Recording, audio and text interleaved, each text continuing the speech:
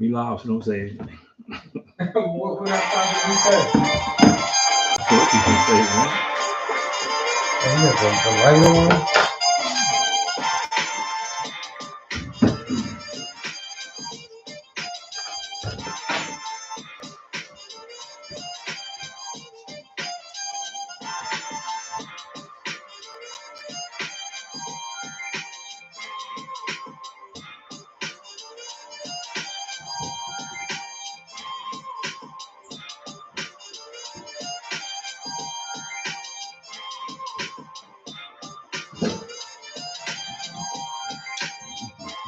Not 100% live.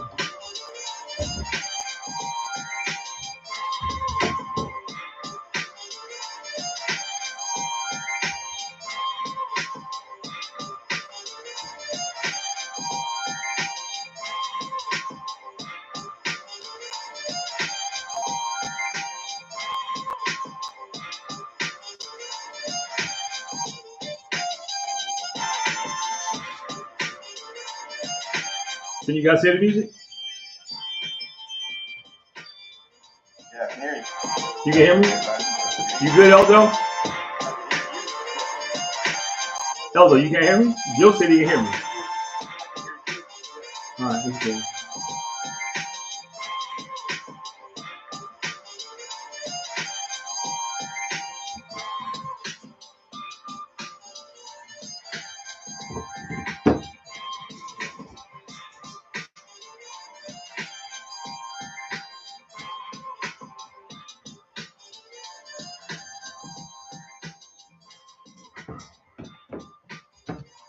Welcome to another episode of Above Average Black Men. Got yours truly, Chris Clinton Sr.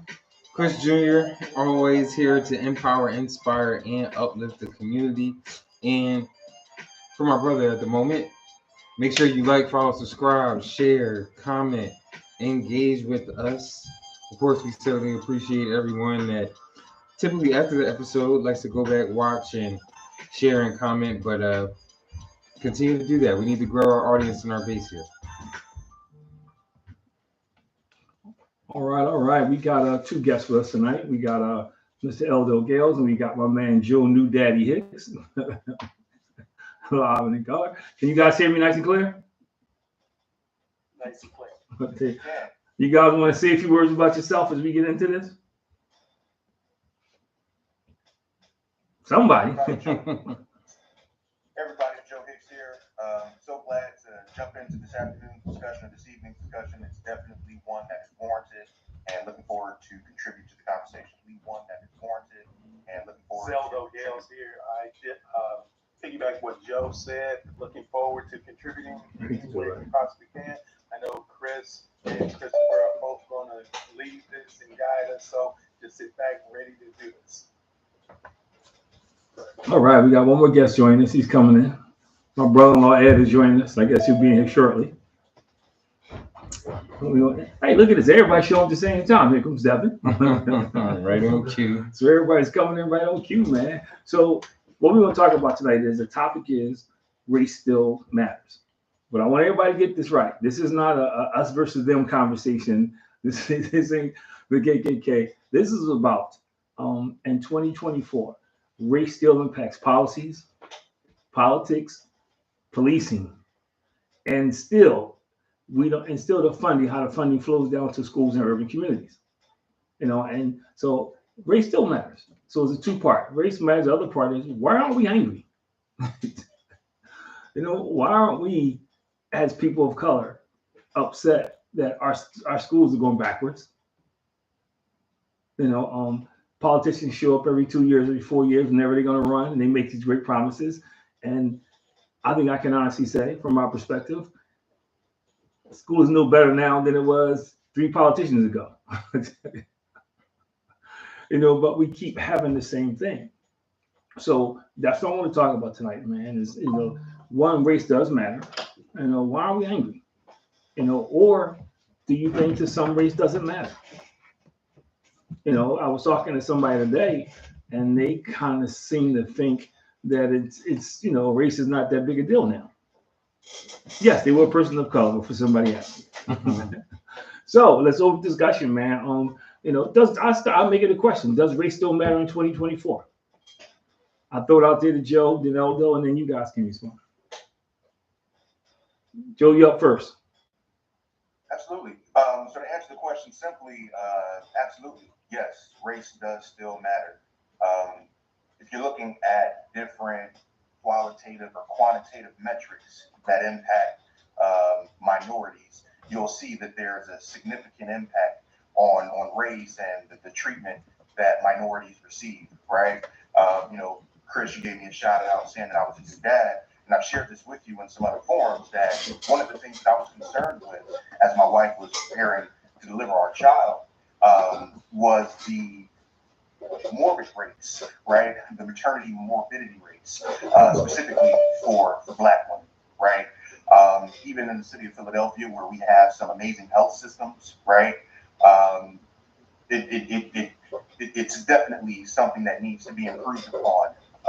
And just to continue along that line, right? You hear stories about, regardless of your education level, regardless of your income level, right? That our sisters are going through all types of hardships when it comes to their health care, specifically around maternity, right? There were stories that, you know, even Serena Williams had some unfortunate circumstances and things she had experienced. And if you come into it with that type of bag, and even you can't get the proper treatment that you need, what's going to happen to the average Joe, right? No pun intended. I was about to say that. He's the average Joe. We lost you, Joe. Something happened. No, so I was trying to keep it short, but yeah, to wrap it up cleanly, yeah, race definitely still matters. And I'd say, why aren't we angry? I'd say that there's a couple of reasons there, right? I think one, folks either are not aware of the data, of the statistics, right?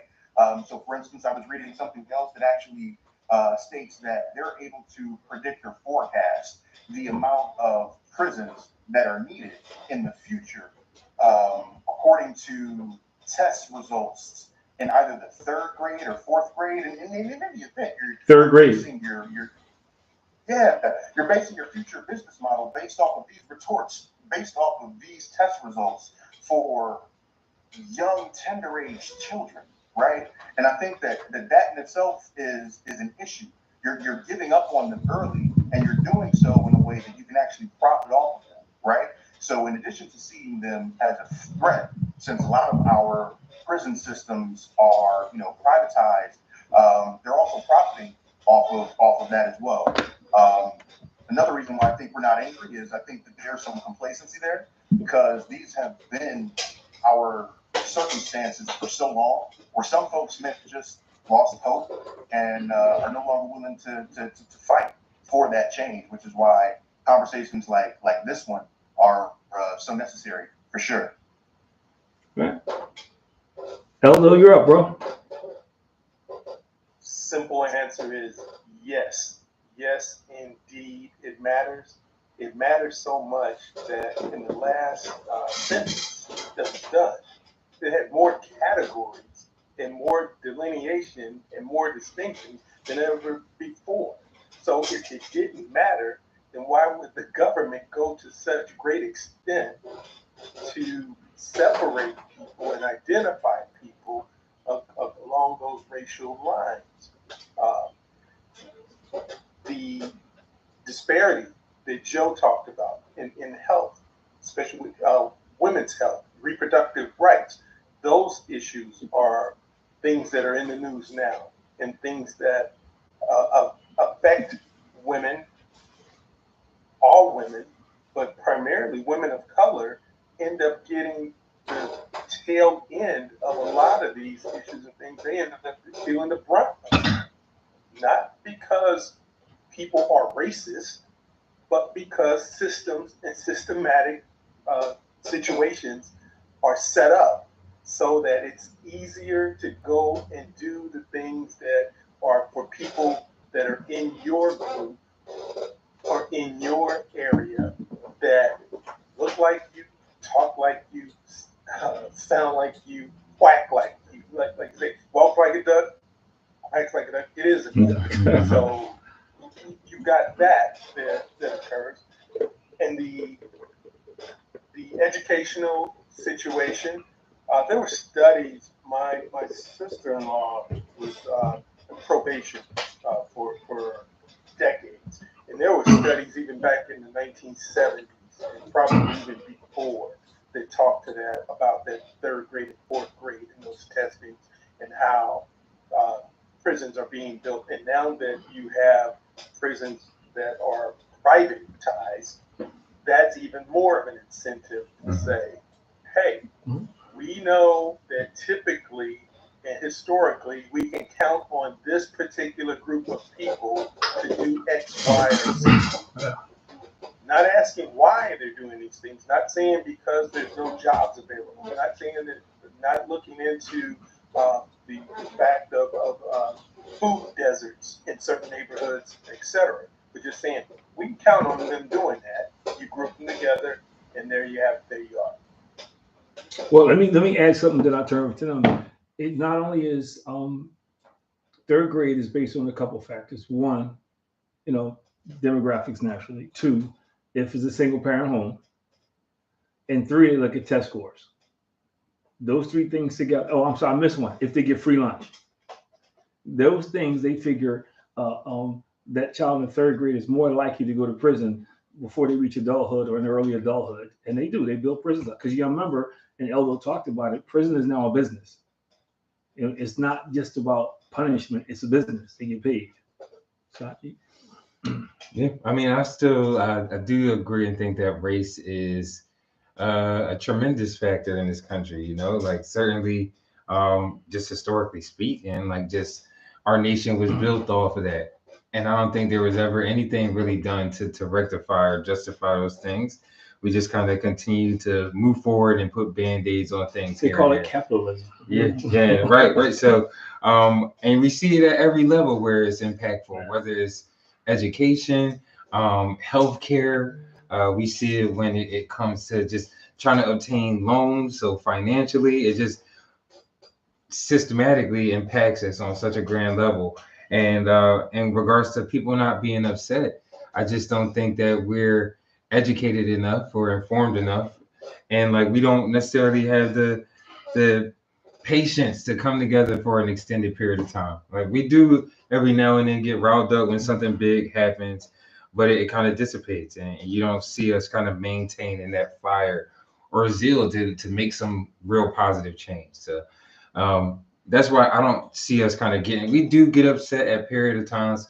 Typically, is when something tragic or catastrophic happens, but we just don't maintain it. We don't maintain it. But and this is my issue. We have great debates in barbershops all over this world, man. Mm-hmm. All over the country, we have these great debates in barbershops, but nothing ever comes out of it. You made an excellent point. When something happens as a travesty, we get all upset, we march, but then 90 days later, we forget all about it. It's almost like it takes somebody being murdered, something happens, and for it to die on the media, and then we just let it go. And one, obviously, it's not sustainable. And they know it's not sustainable, so they'll let us do our thing for 90 days, and then they just kind of business as usual. But if you look at the state of our schools, and I'll start there, there are no policies being passed that's in line with trying to fix it. None. If you want to look at it from an academic point of view, none. If you want to look at it from the infrastructure, none. None. Presidential debates come up. Nobody's debating education. And I think for me, it bothers me because you're on here talking about how, all these countries are still on their jobs, but you're not educating our kids to compete for those jobs. Yeah. So it's like, and to me, and I'm this is me being a conspiracy theorist, because when you keep people poor, when I was a freshman, my economics teacher said this about African Americans, and she was Black. She said, the plan with us has always been and always will be the same. Keep us uneducated, because when you keep us uneducated, we'll always be poor. Mm-hmm. That never changed. We'll always be poor. As long as we're uneducated we're always poor, we're always going to be in a desperate state. People in a desperate state, not thinking rationally. And it seems like, and this was, man, you're talking about back in 1980. And it's so prevalent today. Yeah. So it's almost like the more things change, the more they stay the same. Mm-hmm. And gun control. we all know it's staggering the number of African Americans that die by firearms, man. And this is the time when it's quiet. Soon as a mass shooting in the school, it's all over the place again. Mm-hmm. And then it dies down. When it's time to vote, it's not even a part of discussion. Right. Nobody's saying, well, okay, if I vote for you, where do you stand on this? And if you don't stand on it, you ain't got to worry about seeing me again in 4 years. It's almost like Chris said, it always takes some kind of action for us to have a reaction as opposed to us being, don't prevent stuff. Proactive, right? Yeah. Right. So just a real quick, just to give some of my opinions. I understand where you guys are coming from. Race definitely does matter, but I'll go from it from a different angle. I think it matters really when it comes to the powers that be. I think the majority, they use race to keep us kind of divided, fighting amongst each other. Just so, like you said, the social economic point. So you really don't see where the real money is going and the real disproportion in this country. So race does matter, but I would say to a certain extent when it comes to having us keep fighting each other. But I think, that goes back to slavery. And I think that goes back to the Willie Lynch and all that stuff. Mm-hmm. So that's something that contributes to it. But the thing that concerned me is, and that's why I wanted to make sure I put this in proper context before we started, this is not an us versus them. This is not Ku Klux Klan. It's like, why aren't we upset how in 2024, we're still fighting some of the same battles that Martin King fought? You know what I mean? It's not quite Jim Crow, but it's Jim Crow like, because, they still haven't took lynching laws off the books in some of these states. Yeah. Still haven't removed them. They're trying to take back voter rights. It almost seems like whenever there's something going on, they try to make voters who don't look like us afraid of us. And it generates votes. It does. So, and I'm thinking like in 2024, when do we, as a people, say enough is enough? Go out and vote, get on candidate, but more importantly, get involved in local politics. I'm not saying run for office, but hold those guys accountable. I guess the question really is what do we ride on first? I feel like there's so many things to tackle, and people from times, I think that's part of our issue is like we're kind of divided. Some people see things one way, some people see things another way, and we all kind of granted want the same thing, but I don't feel like we kind of come to grips on the same idea on how or what to move forward on. I know we talk about education a lot, and I very much value that and think that's something that we need to focus on. But some people, it may be prison reform, or you know what I mean? Like, I just feel like it's. Yeah, but I think, and prison reform, and I'm not against prison reform. I thought you were going to say something else. No, I did. I thought you were going to say poverty. I get poverty. And I'm not against prison reform. I'm not. And I make this abundantly clear. I know I'm making enemies when I say stuff like this. I'm not against it. But if I'm looking things in the pecking order, poverty and education has to be at the top of the totem pole. It has to be. Because without education, the poverty continues. Mm-hmm. And if a kid is hungry, he's not going to be educated. So to your point, you have to, I think it's not one thing. I think you have a committee and you tackle several things at one time, but we all stand behind whatever. Like if you're doing prison reform and he's doing poverty and Joe's doing education, we can all stand behind each other, mm-hmm. And get our issues across because people don't look like us do it all the time. Mm-hmm. I think that's part of our issue. We make everything an either or. Yeah. And if you're not with me, you're against me. Yeah. So what do you think about that, Joe Eldo? I think going back to Willie Lynch and everything that we had just touched on, right? A lot of that kind of has to do with the lack of leadership, especially since the civil rights movement, right? We had a lot of strong leaders back then, and we don't have as many now, right? Or folks aren't as vocal now, right? Because today's leaders are getting bad, right? And if you take a firm standpoint, either too far to the left or too far to the right, you're going to get canceled, right? And if you get canceled, what does that do to your bag? What does that do to your brand? And too many folks with influence or with power, too concerned over what they can do for themselves, right? And for those immediately around them, instead of what they can do for the collective overall, right? And I think we need to kind of shift that mind. We need to kind of shift that focus up. Also, just based on all of the issues that we're discussing right now, a lot of these really are rooted deeply from seeds that were planted 400 years ago, right? In 1619. So how do you untangle all of that, right? This is something that took hundreds of years, right? Like centuries to actually come to fruition, right? So it's not going to be a quick fix, right? So you need to think about what the root cause of the issue is, because at the end of the day, you can't boil the ocean because there are so many, just layers to everything, right? And so I think that starting with, education and poverty is a great way, right? Like that is, a great root cause, because if you can educate people and if you can get them better jobs, you can eliminate poverty. And if everyone reaches back and pulls someone else up, right, you're going to affect the social class, right? We're going to have we'll have more power, we'll have more influence because we're coming to the table with something, right? We have more weight. And then it'll also impact crime, right? Like a lot of times, man, folks is out here robbing and selling drugs and doing everything that they're doing because they're in a situation where things aren't good for their family, right? If I can't focus on education, I'm out there now. I'm trying to get it right. If my kids are hungry, snatch the dishes out the kitchen is something that a Philadelphia rapper once said, right? And it's real. It's real. One of the other things is just fatigue. The reason that we're not upset anymore or angry, as you say, Chris, is we're just fatigued. We're tired. You had the civil rights movement. There was some benefits from that. Then you see the unraveling of that, the attack on that from the judiciary. You see the legislature in various states are undoing aspects of the Civil Rights Act, the Voting Rights Act, and things of that nature. We saw the fall of apartheid in South Africa, but yet even today there's still ghettos in Soweto. So you see that on a larger global scale, and you say, we're not making any progress. So sometimes you just throw your hands up. Marvin Gaye say, make it a holler and throw up both hands. Yeah. I think that's where we're at right now. We're really at a point where as long as I'm okay, and as long as my household is okay, and as long as I can get from point A to point B safely, then I'm tired.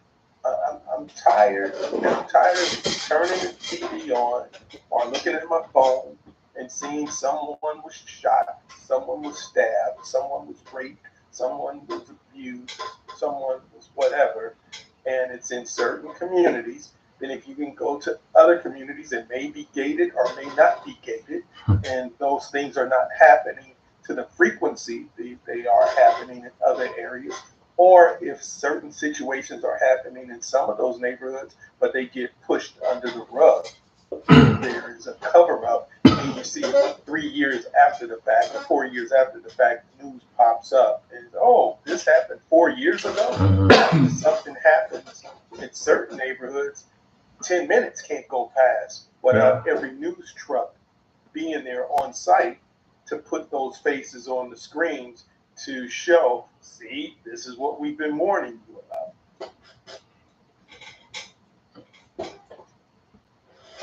See, Something else. what? No, I thought somebody else was going to say something. Well, I think and we covered a lot of ground there, so I'm gonna kind of like chop this up into bits and pieces. I do get it that we're fatigued. I get it, but nothing changes if you're not doing anything. It doesn't. And now, not only you fatigued, you pass this on to the next generation. And it's become, which we are seeing the root of that now. That now it's starting to become generational. Then it gets to a point like now where I think people are just numb. When I hear people talk about I'm not voting because it don't make a difference. When I hear young people says I don't need medication because I'm going to hustle, I'm going to do this. I think the underlying part of, because there was a generation who, what you said, Elder, was tired. We got a generation who just quit. With all the amount of technology they have, they just quit. They just, to your point, they're just going along to get along. So this is where I get a little frustrated because, some economics people somewhere. We're not the brightest people in the world. We're all pretty intelligent guys, but you know what I mean. That's not our speed. They can't figure this out. Come on, man. I mean, if I'll start, and I'll start. You can find grassroots organizations who are worth their weight in gold, who succeed, and start there. Put some money into the community. To fix up a school, to have some decent after school programs. Pay teachers a little more. Invest in the educational system. No kid should be in the school in the summertime when it's 80 degrees outside and 95 in the classroom. And you telling the kid to learn. And then he's going to lunch to get to, I'm not going to get into the school lunch, but then you telling the kid to learn. So I think there's so many places you can start that we could start. And you're right, it's not going to be fixed in a day, it's not going to be fixed, but it has to be started somewhere.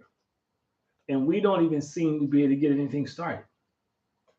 That's the part that's troubling. Let me put a big screen TV on sale at Christmas time. Man, I get everybody attention. I mean, I do think it's the idea thought out there that we made it, like I've heard arguments or debates where it's like, what can we not do? But I think, some people kind of, again, don't believe that race is still a factor or issue, or that the fatigue on top of that is just kind of, some people had the we made it mentality. But I mean, define make it. And I guess that would be my question, because as long as you have kids or grandkids, stuff can happen to them. As long as you got kids and grandkids, and they're susceptible to some of the stuff that can happen. Just because you may have avoided it, doesn't mean they're going to avoid it. And you got to figure with each generation, it gets a little tougher. And that brings me to the next question: is have we settled for mediocrity? Have we settled for just enough? I throw a few crumbs out there and everybody happy. Meanwhile, somebody's eating the cake, eating the pie. It's just, for me, when Jalen Hurts donated $200,000 for air conditioners in the school, for the school. Now, I don't know how they picked the schools or whatever. And that was a great thing. But he's not the only athlete in the city of Philadelphia. He's definitely not the only black athlete in the city of Philadelphia. And then why aren't the politicians trying? Everybody got a fundraiser for this. Everybody got a fundraiser for that. Where's the fundraiser for the school system? You connect the lobbyists, all these different things. Where's the fundraiser for the school system? And I'm a huge sports fan, so don't get me wrong. Our sports team starts going well, man, everybody in the city gets behind that. They got parades where they playing overtime, where they paying extra people to clean up the street. There's tons of money going to that. But when it comes to our education, it's kind of like, it's just not that important, man. Or when it comes to blacks killing blacks in our community, it's just not that important. And I'll say this last thing and I'll pass it on. We spend more money on punishment than we do on prevention. That's crazy. That's a serious problem. Yeah, it is. And I feel like, again, I'm willing to want to hear kind of other people's thoughts on kind of what they think some of our issues are. Are we kind of at this point where people are complacent? Yeah.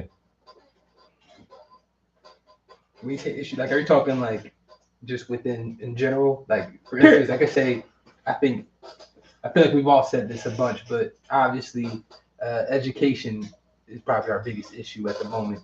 One of them. I agree with Chris. It's one of them. It's like you have to get people, like you say, you have to have the resources to be there to learn smart boards, different things like that, laptops. At the same time, we have to want to be educated. We have to want that hunger to learn and want that hunger to succeed. So I would say education is definitely one of the biggest factors in my opinion.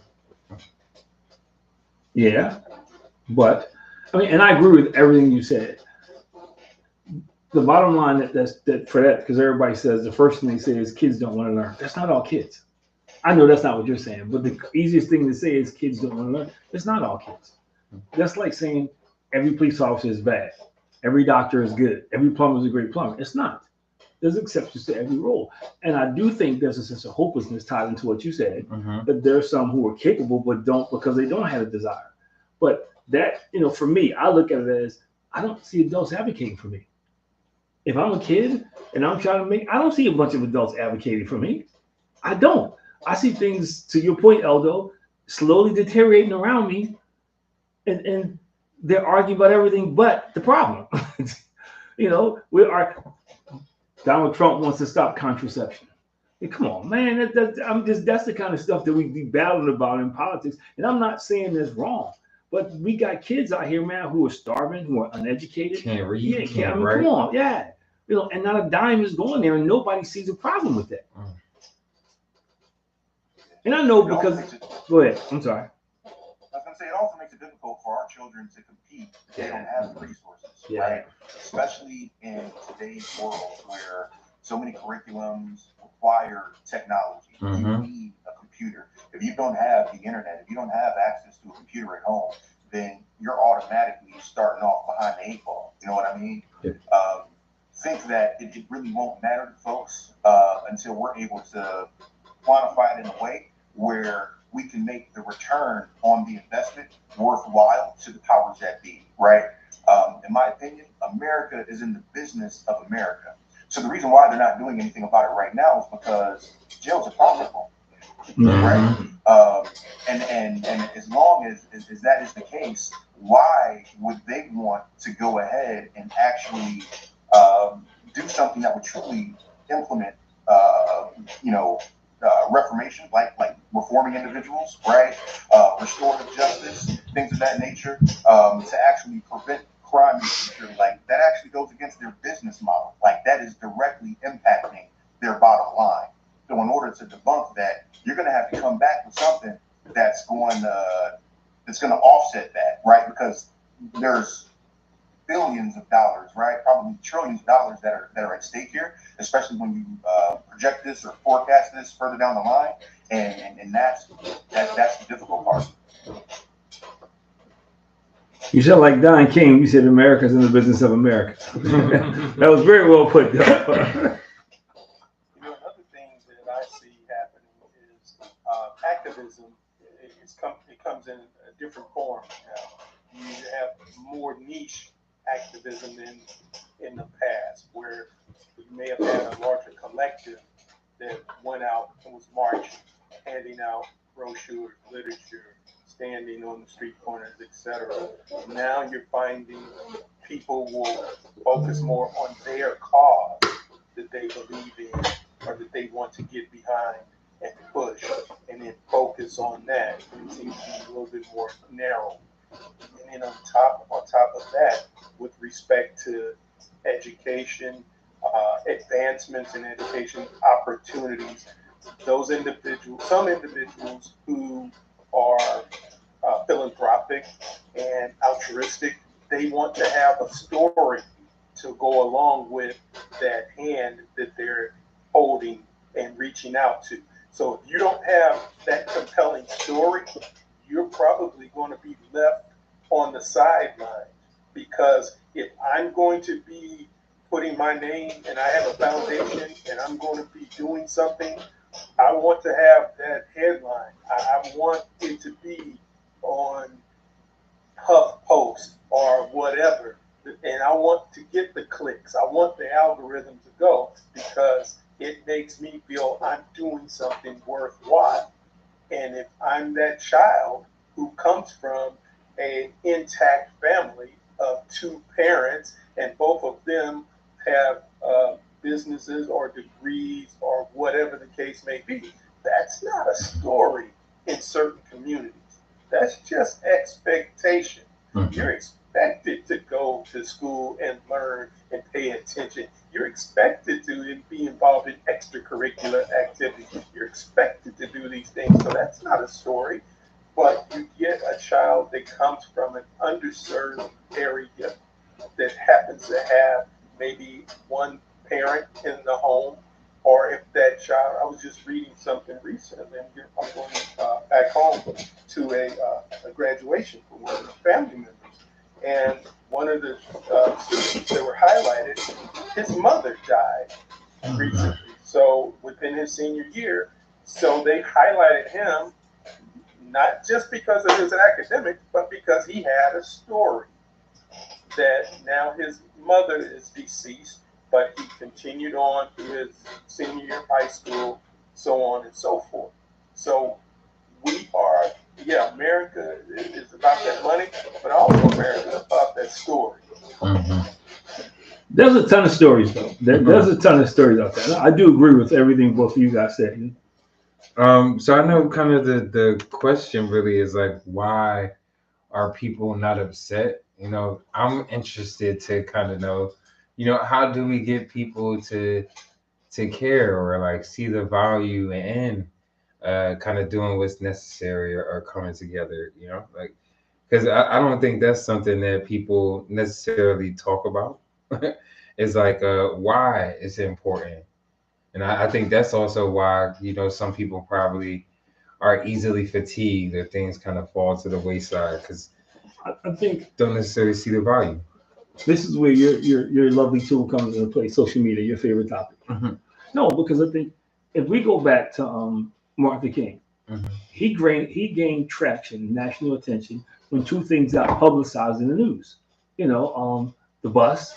When that became national news and everybody saw. But when they saw black people getting beat like that on the bridge in Selma, you had a whole lot of Catholics, Jews, a bunch of folk was like, I see it now. I'm just not hearing it. I actually see it now. I can no longer sit back and deny that this doesn't exist because I'm seeing it on TV. I almost said live and in color. It was in black and white. But yeah, and I think that almost has to be, and this goes kind of what Eldo said, we need to start telling our story. We need to let people see what's actually occurring and stop just hearing about it. So Pastor Alonzo was talking about this somebody a couple weeks ago was talking about Emmett Till. And the part of the story that everybody that's gruesome when the mom said why she wanted the casket to be open. Because she didn't want people to no longer just hear about it. She wanted them to see, the evils of racism, see the evils of hate and atrocities that was going on. So I think we gotta start doing the same thing. Because right now, people just hearing about it, to your point, is like the foundation. Well, Eldo got two parents, so he could be a 4.0 student, but he's not the story. we got to find somebody with a half parent, or So, but how do we change the narrative?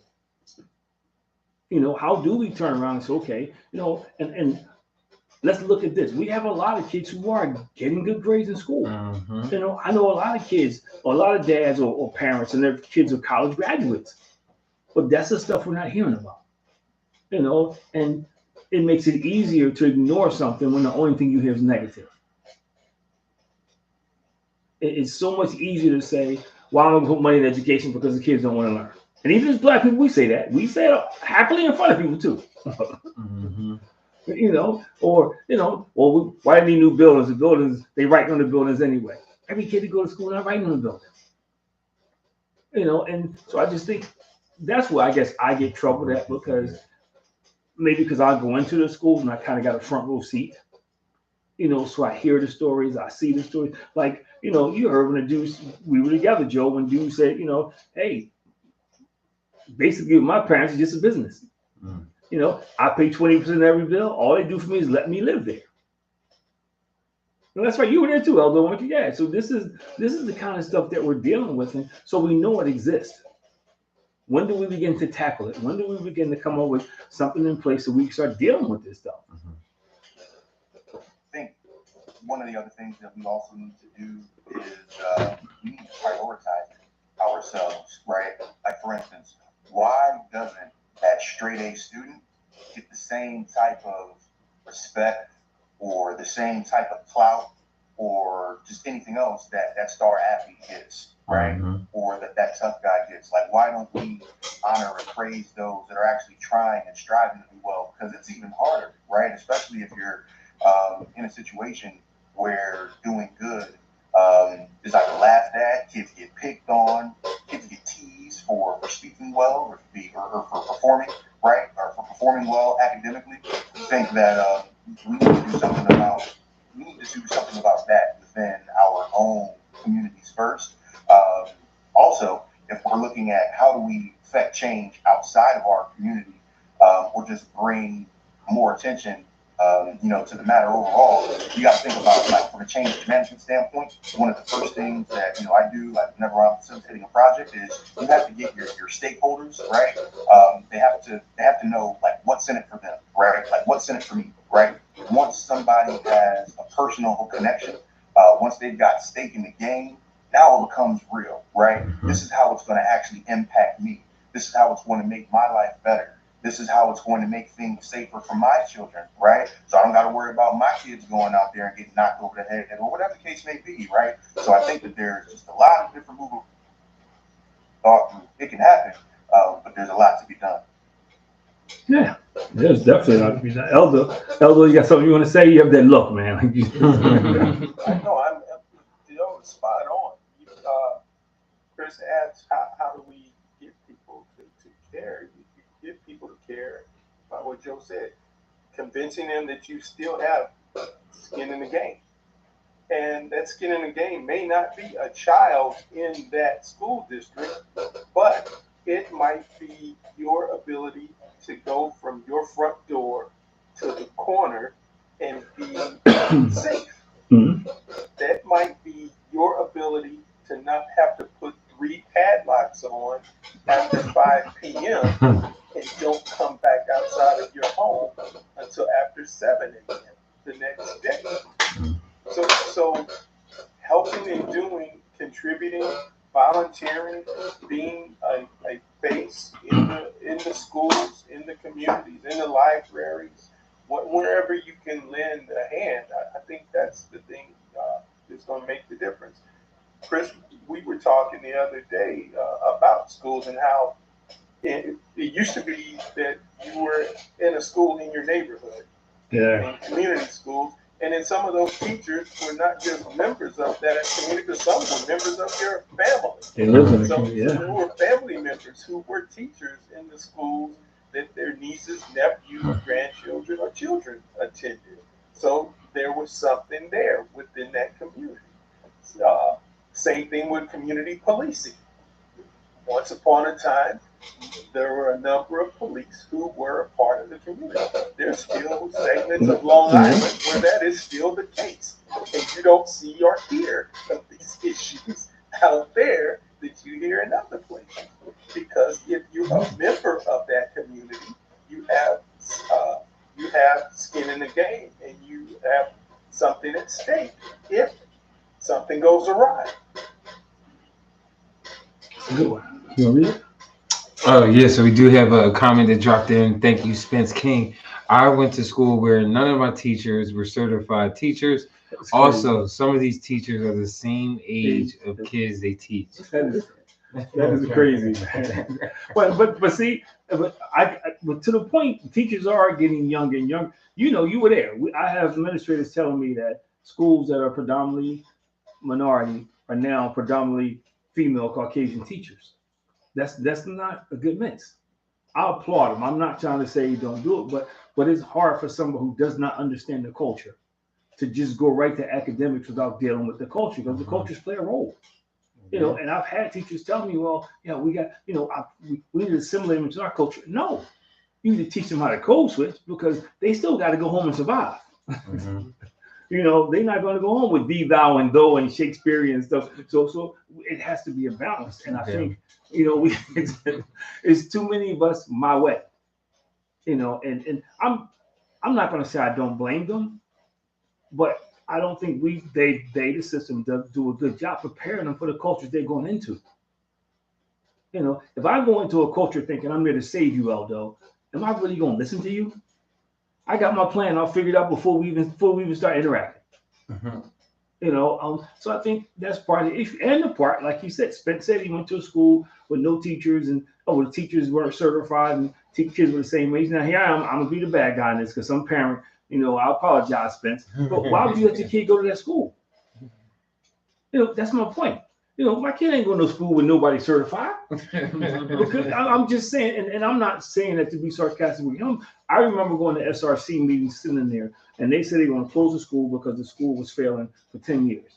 And somebody stands up and says, well, you can't close the school because my daughter, she's going to go on her prom this year. Your daughter's graduating from the school, man, almost illiterate, and all you worry about is her going to prom. That's a problem. Yeah. Or Now my kid got to get up early and take a bus. Well, if he get a job, he got to get up early and take a bus. So I hear this stuff, and I guess that's my frustration. We do it to ourselves. I guess that's my frustration because I'm thinking like, we complain in barbershops, we complain in beauty salons, we complain in all these private spaces, but we don't complain at the voters booth.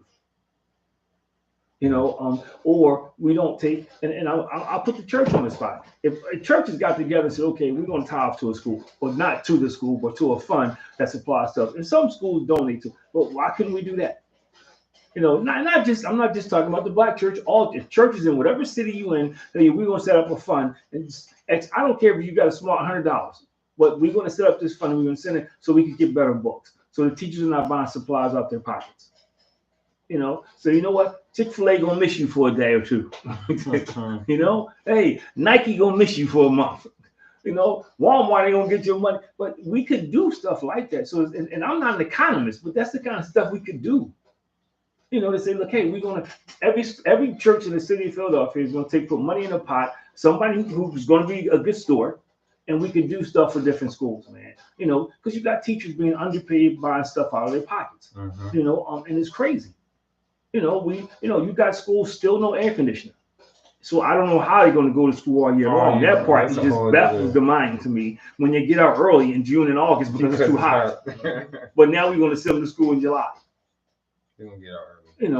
So it's just crazy, man. So I guess, it's 8/17. So what are some solutions? What are some of the things that we could do that you think we could do, that we kind of turn the tide, man? It's not going to happen overnight, but how can we just start winning some people? Because I know in King we're doing small stuff. But even with that, I've been in places where the pastor get up and says, now I'm not picking on the church, I'll use an example. Yeah, we're going to go do ministry. Yeah. Everybody's fired up. Yeah. And soon as you get a location, nobody signs up.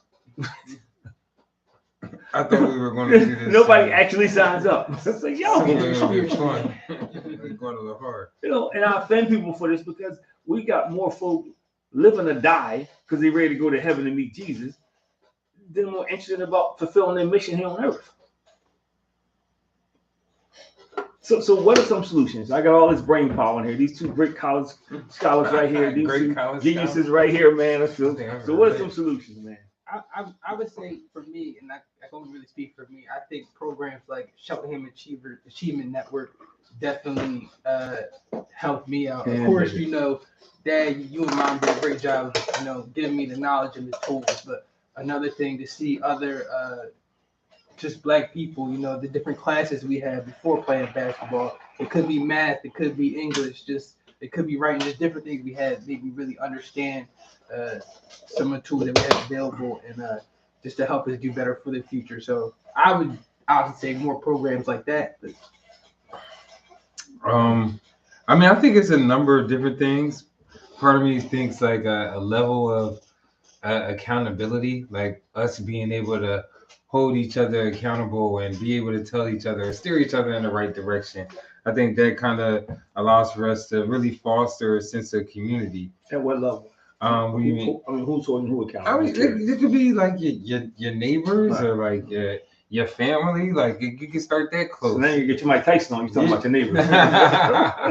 But no, but that's your community, and that starts to kind of impact the schooling that you have on your neighborhoods, your blocks. So I think that was certainly something that was instrumental for us back in the day too. Is like, it was really that sense of like, your friends were kind of like an extension of my parents, and I could lean on them for advice or lean on them for certain things and guidance. And like, I don't know, it was just, I think that's instrumental in us kind of being able to come together and make a difference and really come together when it comes to forcing our politicians to really make decisions that work or benefit in our favor. Well, I actually have a plan. You know that, right? Go ahead. I got into your plan. Go ahead. No. You know what? You divide the city. You divide it up in sections. Just like you do with franchises. They got franchises, and you put real legitimate resource centers in each section. And in that resource center, you have job training. You have a food bank. Like Chris said, you have all those things. And I'm gonna get in trouble for saying this. Instead of building all these bombs and stuff for destruction. Put some money into these resource centers. And the resource centers could also support the schools with tutoring and things of that nature. Because back in the day, they used to have that. POW, police athletic league was all over the place. Every rec center had baseball teams. Every rec center had that presence. It's gone now. So I think that's a good start. Have resource centers. You have these resource centers. You have college students can come in and tutor and do different things, man. You could have a local police officer. Remember, they used to have him in school, not to shoot everybody, but just they had one in school. Everybody knew him, and he knew everybody. You can go back to that thing to Eldo's point, the community, because you got to start building up communities. You got to start building up communities, and unfortunately, you got to start with the kids. You can offer stuff for parents, but you got to start with the kids. I think that's where you start at. You make some of these sports teams donate money to the resource centers. Especially you want the city to give you billions of dollars to build a stadium. You need to kick something back to some of these communities. So I think that's where you start at. And then the third thing is we got to start holding our politicians accountable, man. We got dudes. They got to stop showing every 2 to 4 years kissing babies and talking about how they like us and all this stuff, and then go back to, and then we don't see them again. And then when they come back, we embrace them with open arms. We have to do a better job with our vote. I mean, if you do that, I think that's a start. I think that's the beginning, man. So, and I think, well, I know for a fact it'll work, because you have people who look like people investing in people. And instead of somebody coming in, to Eldo's point, I don't know nothing about what's going on around there, they come with all these hypotheses and all this stuff, man. Because we live in a time now where they do as we do, not as we say. It's different. When I was growing up, my dad, do as I do as I say, not as I do. Yeah. That was the motto. Don't ask questions. Now we have the why generations who ask why, who want to know why. Why is this going on? Why, what about this? What about that? It's funny. My grandson is 5 years old. So this morning he says, pick me up. His mom don't want me to pick him up for school. So I said, well, your mom told me don't pick you up, okay? He says, how old are you? Right? So I said, I'm 62. He says, well, how old is mom? She said, he knows. He said, she's 35 and I'm 5. He says, 62 is the oldest, ain't it? I was like, what? Then he goes, 62 should pick up 5 anyway. So I'm thinking he knows this at 5 years old. So you can't tell me people can't learn. Right. And I see people, I have young kids in my after school program are pretty smart. They just don't have the resources to go any further. Because you cannot, John Maxwell, the law to live. You cannot go any further than the people that's above you. It's just impossible. So we got to put better people above as well, man. And you got to make sure that people are. Somebody talked about it earlier about Joe. You did about the bag. So we got to start trying to find politicians, man, where the bag ain't the number one thing. Because Seems pretty hard. It's very hard. I agree with you 100%. It's very hard. Right. But that's why you got to say, if you don't come forward, you got to go. I'll give you a shot at 2 years. I'll give you a shot at 4 years. But in 4 years, you got to go. But they're not going to go, Chris, if you see this movement moving away from the corporate governance ethics and sustainability. So if you got these companies that are saying, well, we were supposed to be the good guys in the community, and they didn't get us anywhere. Our shareholders didn't like us spending the money and doing these types of things. So therefore, we're not going to continue to do it. And if that politician doesn't see that donor is going to hold funds away from them and not donate to them, then the community is who suffers. It's a multi-pronged situation. Yeah, we definitely need to hold the politicians. We need to go out and vote. We need to register to vote. We need to know what we're voting about. But we also need to make sure that on the jobs and in the companies and in the structure we have, without jeopardizing your livelihood, know how to make those connections and bring things to the table and ask those questions and bring to the point. Well, we're building a stadium.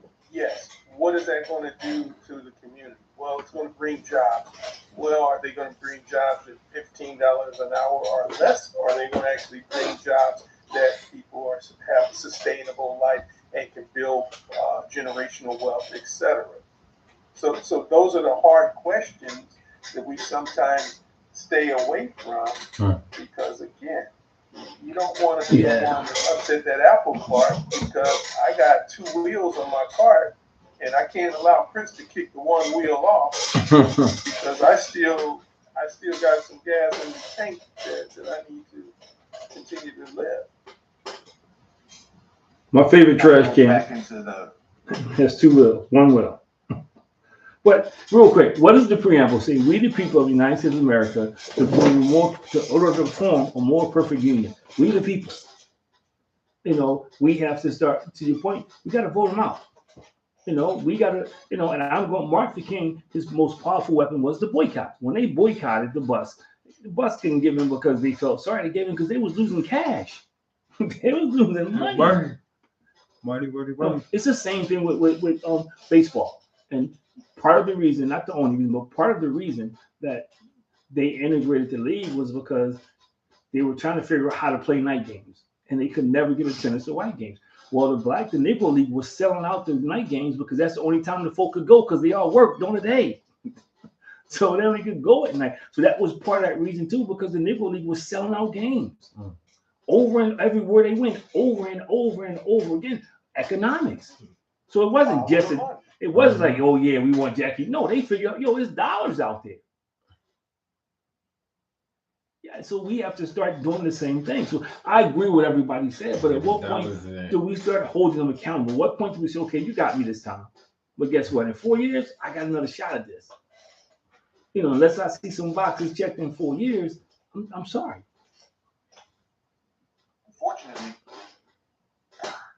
Unfortunately, in many instances, especially recently,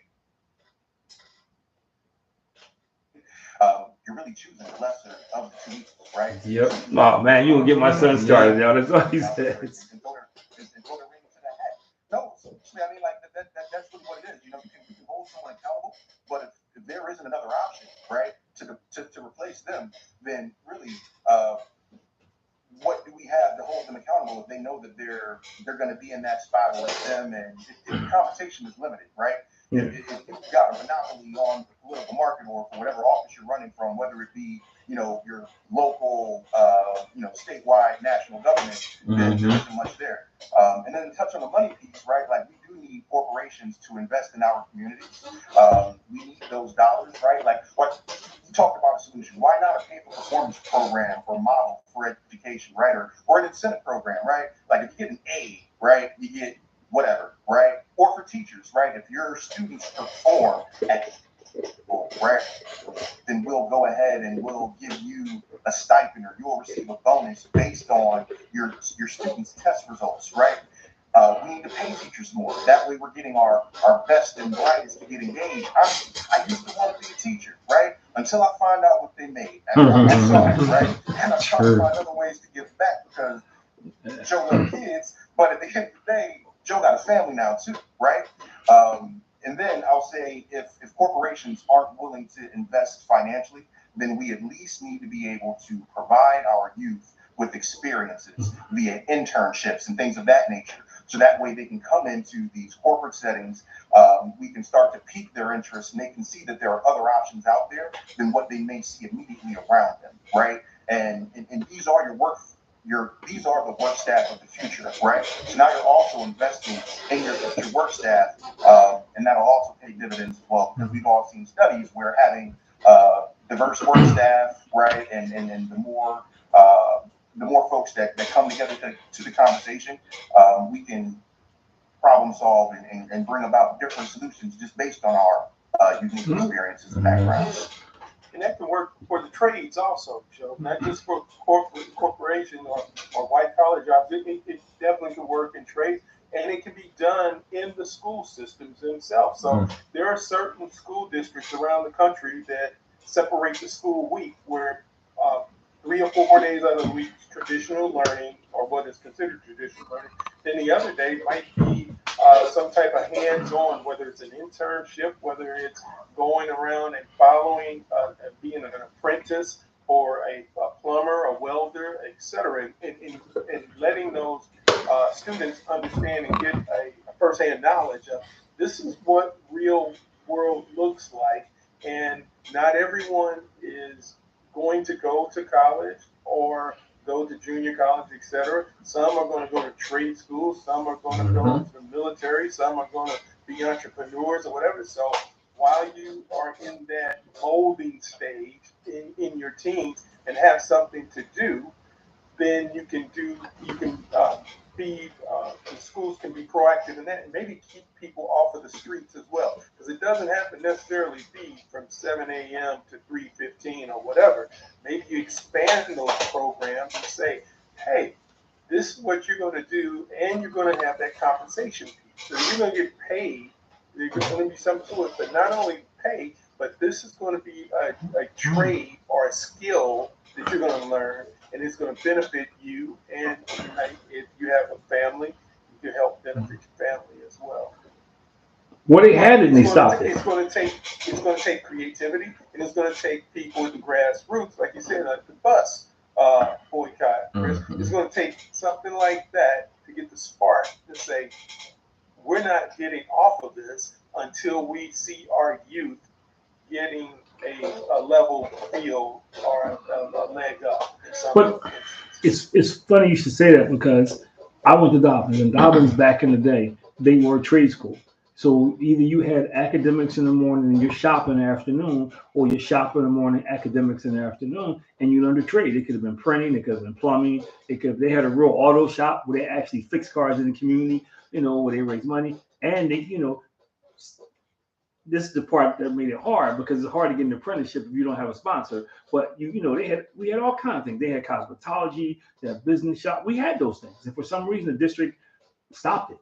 With Dobbins, Bach, and Mathmom, they would have it, and there were schools that you had to test to get in, but they decided to stop it. So to your point, though, it's been done. Somebody just decided that they were going to. We had a bakery. The bakery was all that, man. I mean, people would buy it. It was a bakery in the school. You could smell the stuff off the building, man, the bread, and people would order cakes and stuff. So they had it once upon a time, but then for some reason, to your point, they stopped it. So I don't know. I just think these are all good ideas, man. That we need to. Maybe that's it. Maybe they need to have a think tank and get people from different walks of life, and put them in a room and say, okay, and let's just start taking notes. Let's just start digging into this thing, and like an elephant, one bite at a time. But the way we're going now, we're going backwards, man. Yeah. I told Elder before y'all got on. I just got word today that a young man from one of the schools I worked in got murdered. High school senior, man. It's too much of an ongoing story. It is. It's too much of an ongoing story, man. And at some point, somebody has to get angry enough to say enough is enough.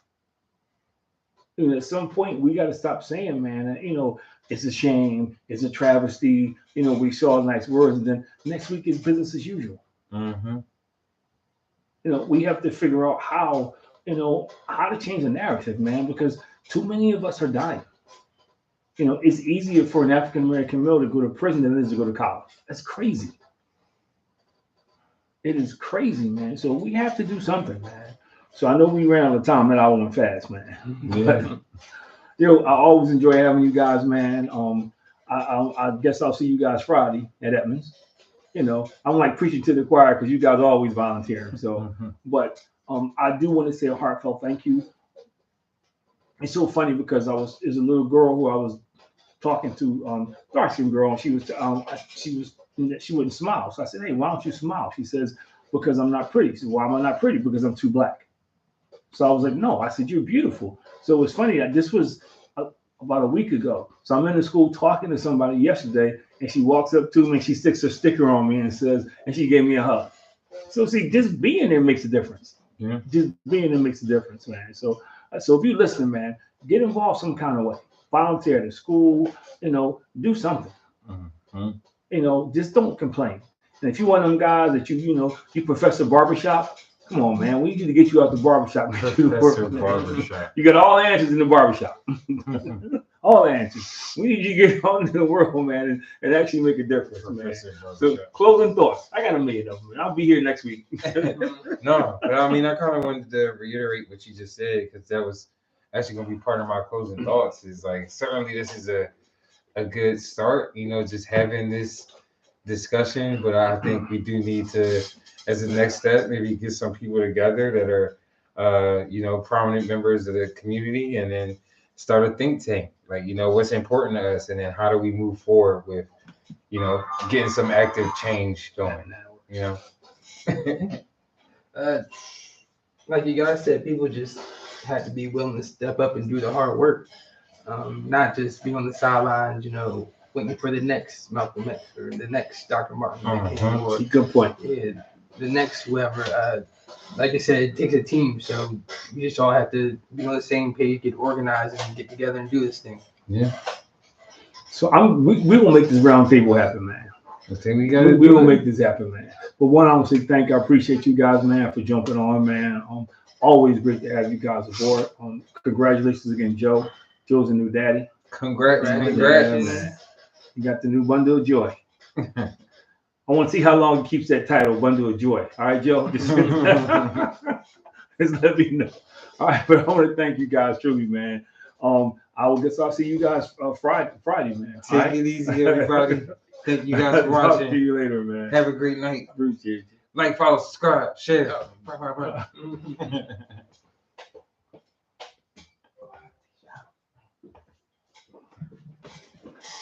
See you guys the same time next week.